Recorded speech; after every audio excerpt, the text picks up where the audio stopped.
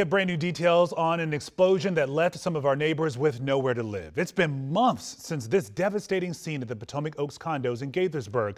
Some people who live there still can't get into their homes. Our Katie Lusso is leading our coverage on this story. And first up, Katie, we know you got your hands on a new fire inspection report. What does it show? Well, it shows a lot of things. It's actually 36 pages long in it. We're getting our first look tonight at that fire incident report from the day of the explosion at Potomac Oaks. It details what happened and what investigators found.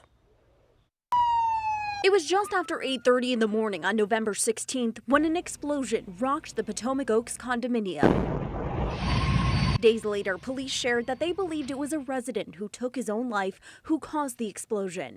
For months now, we've been checking in with neighbors who can't go home. We are all basically homeless. Who are frustrated. Like, what's going on? Our building's sitting here, it's falling apart. And who felt dismissed. There is like complete absence of empathy. We need answers. But Monday night, some answers did come when the fire incident report was finally shared with the condo owners. It details the response by fire and EMS crews, the bravery by some, like a worker who had witnessed the explosion and used his ladder to help rescue a man who was trapped. It explains how once the fire was under control, first responders checked several nearby buildings for possible natural gas leaks, but found none.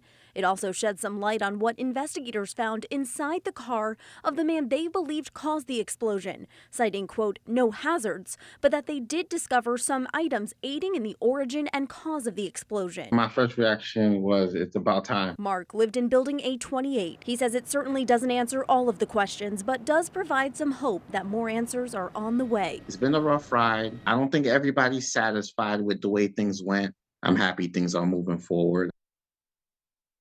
And they are also hoping that they can get back in their homes soon, as many of them are still paying condo fees. Now, also included with that fire report, details about a virtual meeting for the residents with the construction company who will handle the demolition and the rebuild.